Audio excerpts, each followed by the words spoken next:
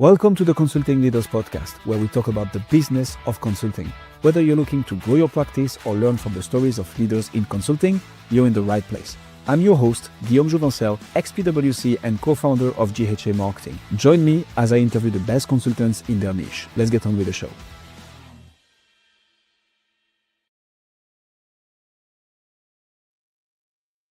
Right, we have for the very first time a double LinkedIn Live together with Tonya. Tonya, thank you so much for coming on Consulting Leaders. Thank you for having me. It is a pleasure. Let's jump straight into it. What got you into coaching and consulting, Tonya? You know what? When I was in undergrad, freshman year, my English professor said, "What do you want to do when you graduate?" I said, "I don't know. I just want to stand in front of the room and have people listen to me." And had no idea about coaching. Right? I was like, "I'll be a teacher." So that's what all the personality assessments said. But my dad was actually getting ready to retire from the Army. And we were living in just outside of Washington, D.C. And he was going to school. And then when he retired 2 years after I started college, he went to go work for this company called Booz Allen Hamilton. And that was my introduction into consulting. And when I graduated, he got me an interview there, informational interview. And I walked into this big hall, totally intimidated. And then 6 months later, they brought me back, and that started my consulting career. And that was almost 20 years ago. Oh, it's because you're bringing him up. Can you quickly tell us the story of your name and how it relates to your dad, please? Because that's just too good. Yes. So my dad is Anthony, and he goes by Tony. And now Yeah, there are 4 little Tonys walking around. We all have some variation of Tony in our name. I love it. And I was telling Latonia that I have my strategy for the name of my kids later on. Like that's what I want to do. I don't know how that's gonna come up with Guillaume, it's already not very international and how to pronounce, but I'm gonna make it work. All right. Okay, awesome. So can you walk us through what problem do you solve exactly with your coaching and consulting practice? Yes. So I partner with very strategic visionaries who really understand what it is they want to do, but they don't know how to do that. So I like to say I am their how, and I support them as their fractional chief operations officer. So I am their thought partner through strategy. I support the business with AI integration and operational excellence. I guess that answers a bit the second question as well, but who do you help? And maybe to go a little bit deeper into the concept, who's the decision maker? Who makes the purchasing decision? Who unlocks the funds? Like how does it all work to deliver your solution Mhm. to the final beneficiary of the solution? I primarily work with small business owners, Okay. and I directly work with the CEO. They are the purchasing party, they are the final decision maker outside of whatever they allow me to make the decisions on. And we get in there and we work every week, sometimes every day, depending on what we're doing. And I help them really get clear on what it is they want. And then I work with the team members to help to make sure that it happens and carry out their vision. Okay. So I think it's clear on like who and what. Mhm. Can you talk to us a bit about how you get your brand out there? How do you market? And when we started this conversation before we hit record and go live, you mentioned that you were using StreamYard already. So I'm very curious to know what's your kind of marketing mix. How are you building your brand to Mhm. attract clients to you and to get your name out there? Sure. My main way of attracting people is actually through referrals. Someone has either worked with me and said, we did great things, and then they refer me out to their people. Lately, I have been doing a mix outside the referrals, networking, right? Going to different networking events, whether it's virtual or online. I'm pouring a lot into my social media. So LinkedIn is my main platform, but I'm also on Instagram and Facebook. And then I just started TikTok, but I only have a couple videos there. And I'll be building out a YouTube page. And then other than that, podcasting. at the beginning of this year, I did what I call my podcast tour and was on a little over 20 podcasts. So word is getting out. I'm creating my digital footprint in different ways, and people are finding me that way. So there are a few things to unpack here, and I love it because for me, and curious to hear your thoughts on this, obviously, Latonia, getting referrals as a consultant, as a fractional CXO, as a B2B coach is normal, but it's also a good indicator for me because it means the product is good enough that people want to refer you to others and Right. help you get more work, but also like they are getting a positive feedback loop from that because they are sending someone competent and skilled to someone who might be in need of help. So that's usually how B2B coaches and consultants first start their business. They get the first engagement, they over deliver, they work more with that specific client. That specific client talks about the consultants to other people like them, and that kind of snowballs. The thing with referrals is that it's linear, right? And it's hard to scale and take the next step. You mentioned doing a lot of content, you mentioned podcasting, but more in the sense of going on other people's podcasts. So can you break down for us, why did you choose to go down the route of content, podcasting maybe specifically, and why not ads or going to conferences or like anything can work really? Why did you decide to go down the route of content and podcasting? I chose podcasting and leveraging other people's audience because they have an audience already.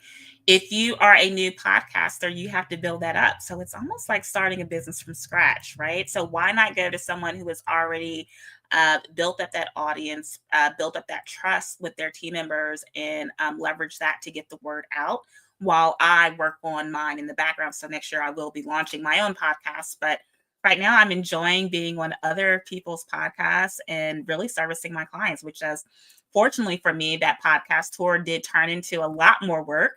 I originally was going to start my podcast this year, but I'm so busy. I haven't had time to do it yet. Which is good. I feel this is a good busy. Yeah. So that makes a lot of sense, and I think that's something I want to double down on in the sense of B2B coaching and consultants. They need to go where their ideal clients are.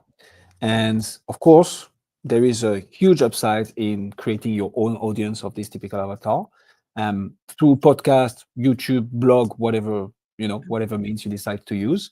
But it's also very smart to go to a place where those people are already gathered, where they are already considering someone as the authority, the podcast host, so that they know when they bring someone else, like you, Latonia, this is someone who is skilled and will be able to bring value in a form of free format with the podcast, but potentially more if they reach out afterwards.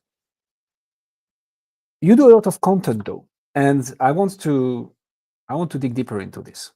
Why do you think content is that important for you and maybe for anybody doing fractional CXO services or consulting? hmm The content is important because that is typically someone's first exposure to me or anyone else that is doing the work that I do, right? So before someone actually reaches out and they do a consult or they join one of your programs, they need to know that they can trust you and kind of feel like they know you. So content is a way for people to do that and kind of get a little taste of what it may be like to work with you. Now, CXO work, it's expensive for some people, right? And my clients, they have to be used to making that type of investment in their business. And so you typically don't purchase something that is several $1,000s before you already felt like I'm connected to this person or I'm connected to this service offering and really realize that you need it. So for me, content serves two purposes. One, it starts to build the trust with my potential clients, but two, it also gives me an opportunity to educate them on the things that I do. You may hear the word chief operations officer and you're like, well, what the heck is that? What does being your how mean? And unlike when you say chief financial officer or chief marketing officer, that's a little bit more concrete and people can make the direct connection. But with operations, we work across the business. So we are talking about the strategy and the implementation. We may also be involved with the sales and marketing team. We're also working with the people that actually deliver the services. We're talking to the clients. We may help with the business development. And because I have that background in doing all of those things, my clients do get the benefit of allowing me to do all of that. And I can come in and work across their business instead of just staying in that one department of operations. Again, a lot of golden nuggets that I want to dig further into, Latonya. So thanks a lot for this, not making my job easier, but it's a very good thing. So your targets are mainly CEOs of small businesses because those are the ones that you're going to be able to help the most. I have Yes. two questions from this, and I'm making it a bit trickier because those are the two questions at the same time, but hopefully that will make sense. CEOs are busy, right? It's hard to get a hand of them. And on top of that, as you just mentioned, helping on operations is not something that CEOs of small businesses specifically Mhm. see directly the most value from. I'm not saying it's not valuable. I'm saying as a small business owner CEO, it's harder to see the value directly. It's harder to showcase. I'm a CMO. I'm going to come in. I'm going to double your pipeline of leads, and I'm going to increase your ROAS by 20% and increase your, show up rate by 10. Whatever it Mhm. is, straightforward. As a CFO, I'm going to be like, I'm going to take off your hands like all the finance aspect of your business, and I should be able to reduce all your costs by 25%, whatever. Mhm. How do you make your case for fractional COO services? And how do you get into the room of the CEOs of the small businesses to make that case? Well, you laid out some numbers there, some key targets, right? 25% this, whatever. So the COO actually works in that same way, right? We are increasing your productivity, double, triple sometimes, depending on the tools and the ways that we do that, whether it's bringing on key players because we know how to hire the right people and assess very quickly if they're the right person. We put in those key performance indicators so that we can make quick hiring and firing decisions, right? You may have heard the term hire slow and fire fast. Well, I can know in a week or two if this person is the right person for you. And I also have a pipeline built up to bring in the other person. So we're one and we're increasing our productivity that way. The other thing is with AI integration, I can save you time. Right now, we are living in this world where everyone is afraid of, not everyone, but a lot of people are afraid or they're very curious about AI, but they don't know how to integrate it into the business. Well, I'm a strategic AI business leader. I understand not only how to use a prompt or how to prompt to get what you want or build the GPT or connect something so that you can have an agent, but I understand from a high level of what the governance of that looks like. How do we make sure that we are protecting our data? We're not sending out sensitive information, things like that. So that helps with your compliance. For one of my claims to fame is that I came into a small HR consulting firm and within a year was able to 4x their revenue, taking them to seven figures, right? And I'm able to do something like that because one, I understand systems and operations. Systems aren't just the process that you use, but it's everything. It's the people, the process, and the technology. And how do you bring that all together to execute the vision? I understand what it's like to go from finding the person to actually selling them and understanding what their pain points are to delivering the service and then upselling. When you come from consulting, you're always selling, right? Yes, you deliver the work, but you're always looking for new opportunities. So those are just some things. I'm increasing your productivity. I'm increasing your revenue. I'm making sure you bring in the right talent. I'm letting go of talent that isn't right for you so that you can not have that be like a cancer in your business and impact everyone else. And then I'm streamlining all of your operations so that you can be as efficient as possible. Next question is going to be completely self-serving, but hopefully that will be helpful for B2B coaches and Mhm. consultants as well. How do you know within a week or two that someone you recruited is not going to cut it? The reason I'm asking this is that's one thing that I struggle with right now. I'm Mhm. thinking, okay, there is so many things. We are growing so fast that processes are not like nailed down to a T. It's just maybe because we don't have the role properly documented, or maybe I didn't take enough time to properly train them and onboard them. Maybe it's management that is, not up to speed with what we should be doing versus no, okay, clearly whatever amount of training and efforts we're gonna put and invest into that person, this is still not gonna help us get the outcome that we want. Mhm. So how do you assess that? So before we even bring on a new team member, I'm sitting down with whether it's the COO or whoever would be supervising that team member. And I really want to understand, well, what is that person? What is that role's responsibilities in the organization? What does success look like? Um, if somebody was in that role before, what did you like that they did? And what do you want them to continue? What didn't you like? What did you wish that they were doing? How do you expect this role to transform over time or evolve over time? If this role could take something off of your plate, what would that be? And within 1 month, what should this person be able to do? So that allows me to create a job description. It allows me to create key performance indicators. And if they don't have a standard operating procedure for that specific role, we're also going to build that out as well. And you can start by just asking the person questions about, well, what is it that you do? Then you add on to it. And there's several ways that I build SOPs, whether it's depending on how that person prefers to communicate. If they're a responder, I'm going to ask you questions. If they're a doer, I'm going to get them on Loom or Zoom and say, click through, show me your process, and just record them doing it. And from there, we create the standard operating procedure. After that, we are going to go and we'll put together the job description, do some interviews with people. The interview is going to include questions about how you would perform in that role. Okay, if I gave you this scenario, what would you do? How do you like to receive feedback? Have you ever received feedback? How did you respond? Let me assess your critical thinking skills. So I may give them a little bit project. Now, when we decide to bring that person on, that first 2 weeks or 30 days, depending on how long you want to have that assessment period, you're really testing them. Not necessarily that you're doing a full onboarding and investing so much of your time, but I want to understand, are you a critical thinker? Do you ask questions? Can you follow the standard operating procedure? What ideas are you bringing to the table? Because if you're coming into a smaller business that doesn't have these elaborate divisions and different people, you have to be able to do multiple things, right? So you kind of have to be like a utility knife. You pull out whatever tool you need for the moment, and you can assess that in the first few months or the first few weeks by setting up different tests. Can you do small things that don't require a lot of training? But if they do need to be trained, are they a self-starter, and do they go and seek out the information first on their own before coming back to you as the easy button, say, how do I do this? We're not short of information or content or training out there.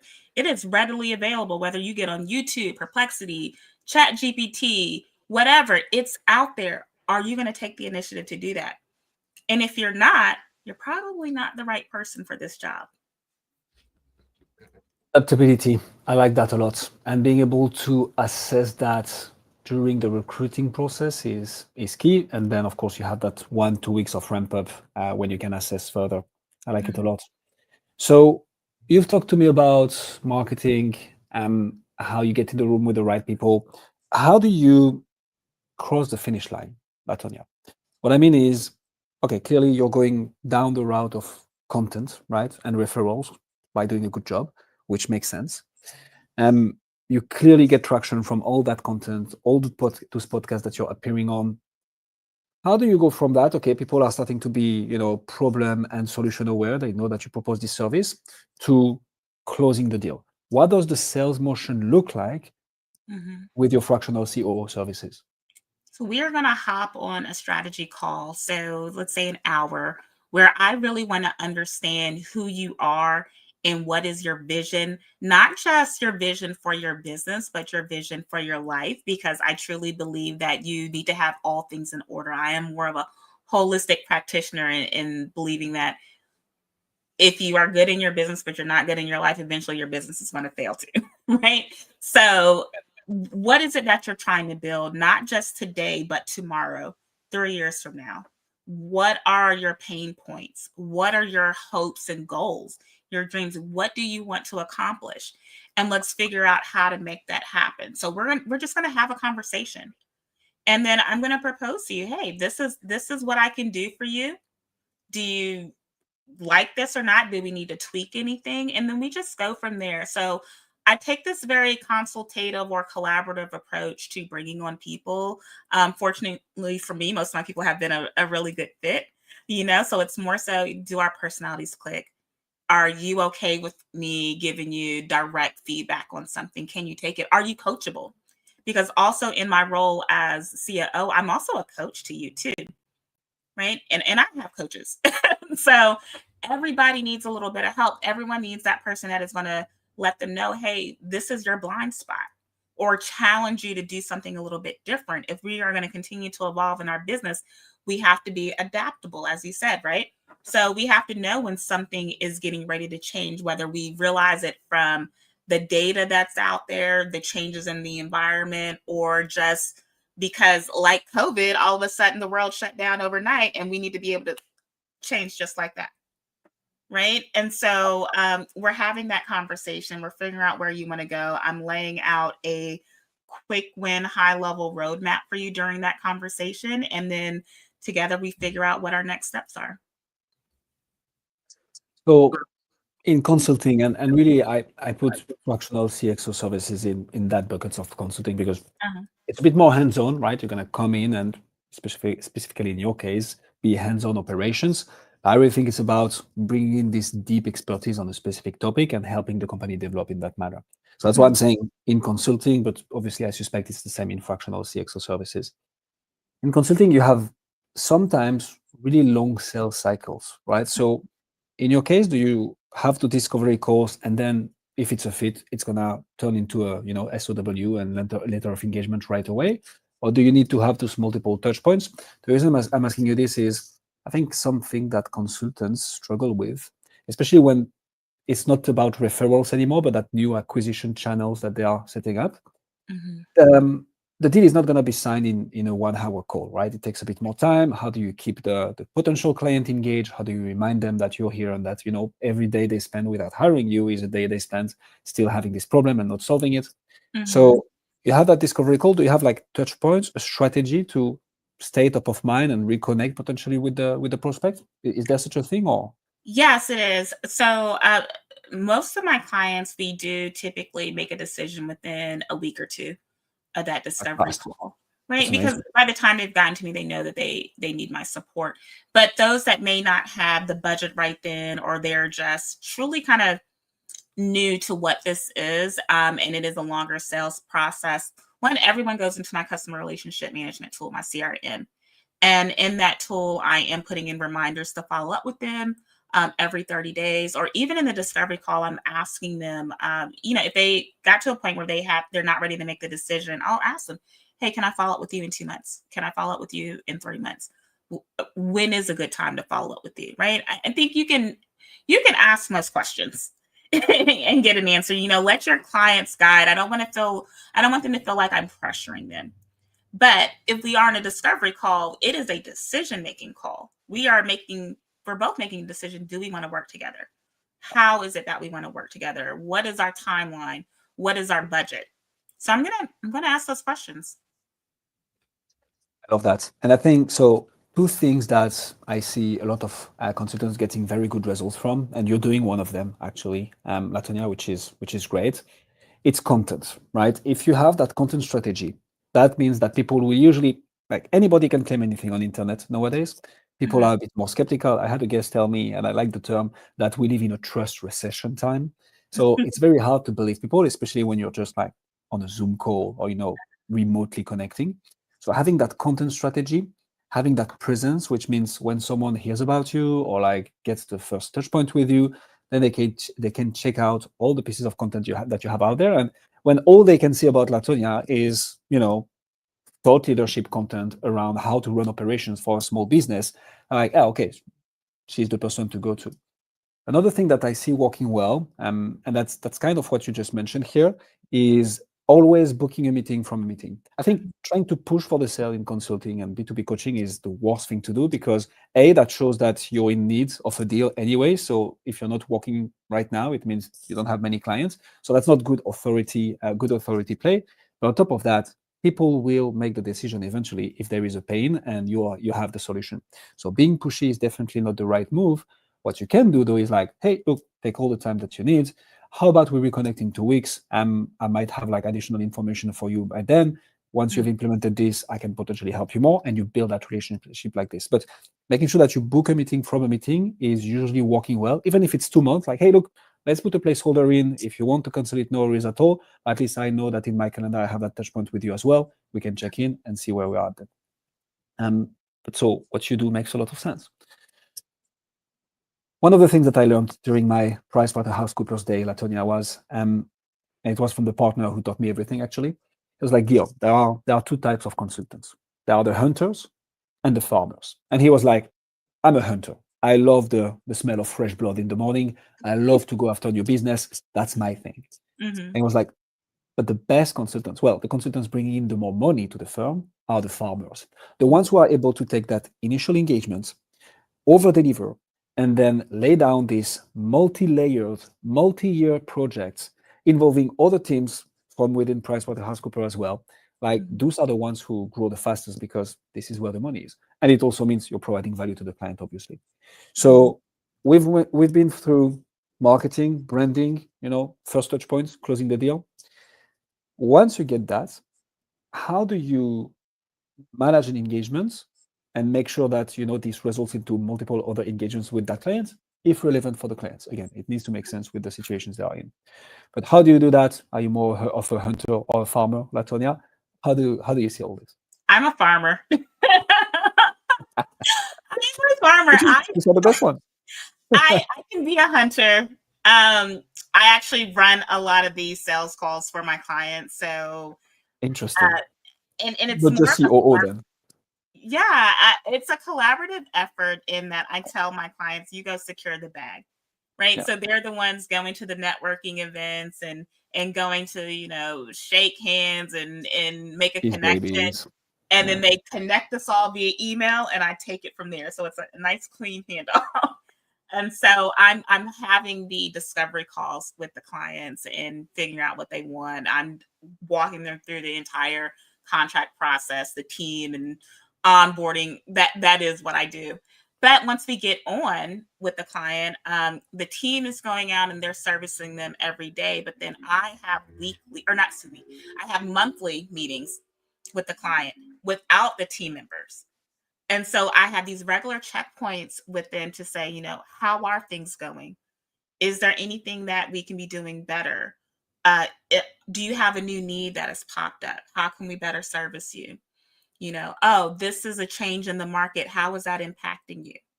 Right. So I maintain a relationship with that client. And then about a month or two before their period of performance is over, we're having the conversation about, okay, here's what we've done, here's what we've accomplished. What's next for you?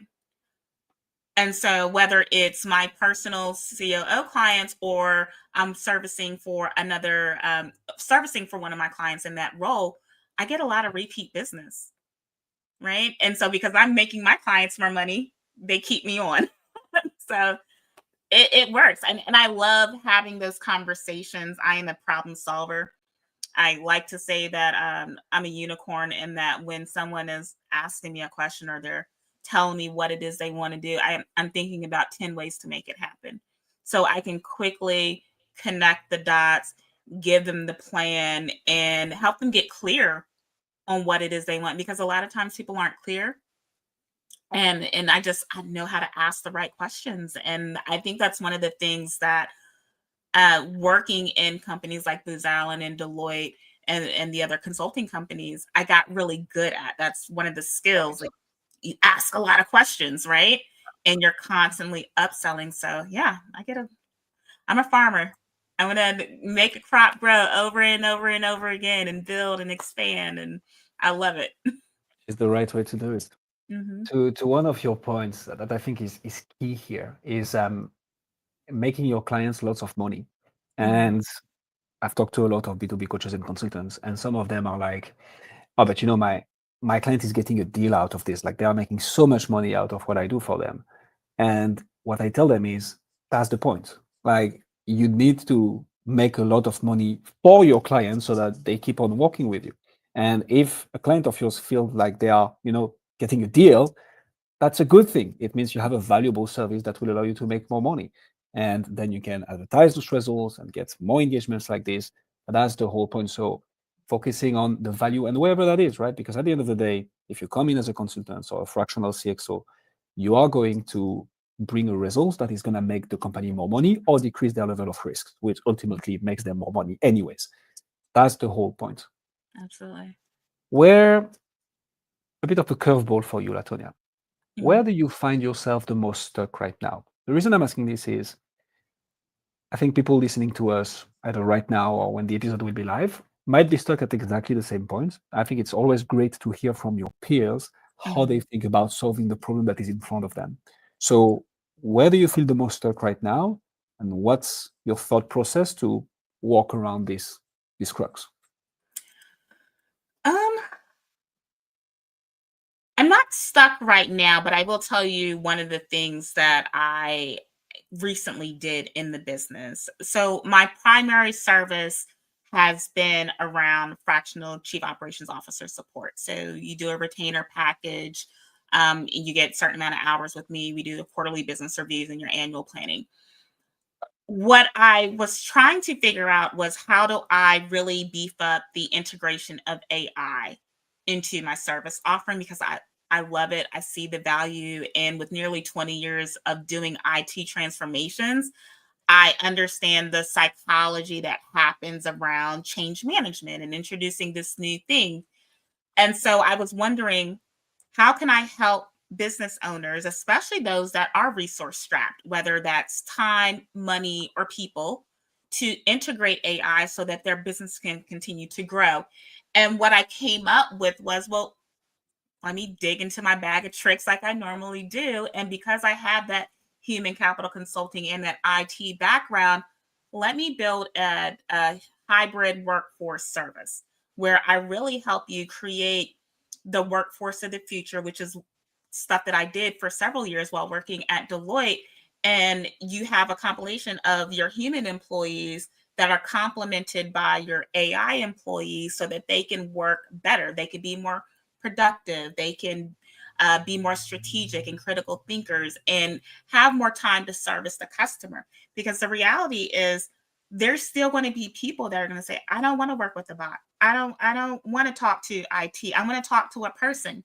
Well, if your person is spending time on repetitive tasks that AI can handle, that's less time to service your customer, which eventually means that your revenue goes down because people are less satisfied. So, how can I be a solution to that problem? Free up your people for those more human centered needs and allow technology to service those things that you don't necessarily need them to be involved in and do the repetitive tasks and create this workforce, as well as educating the founders on how do you do this because they're already worried with how am I going to pay the bills? Oh my gosh, how am I going to create a new product or service offering that suits my clients' needs? What are my clients' needs? Oh, my clients haven't gotten a paycheck lately. Are they still going to be a client next week? So they have a lot on their plates. I'm just here to help them with their solutions. And so because AI is a big thing right now, and I don't want them to be overwhelmed by it, but know that you have to bring AI in most cases into your business. How can I do that? So I created this new hybrid workforce transformation service that allows me to do that in whether it's 8 weeks if you're a micro business or 12 weeks if you're a larger business.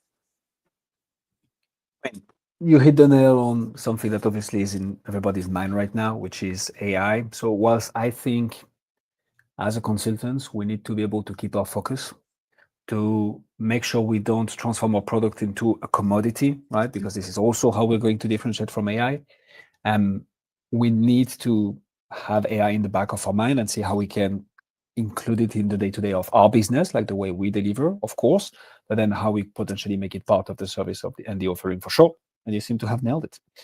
What's the next big thing for you, Latonia? Like what do you see as the biggest opportunity for you and your business in the next 3 to 6 months?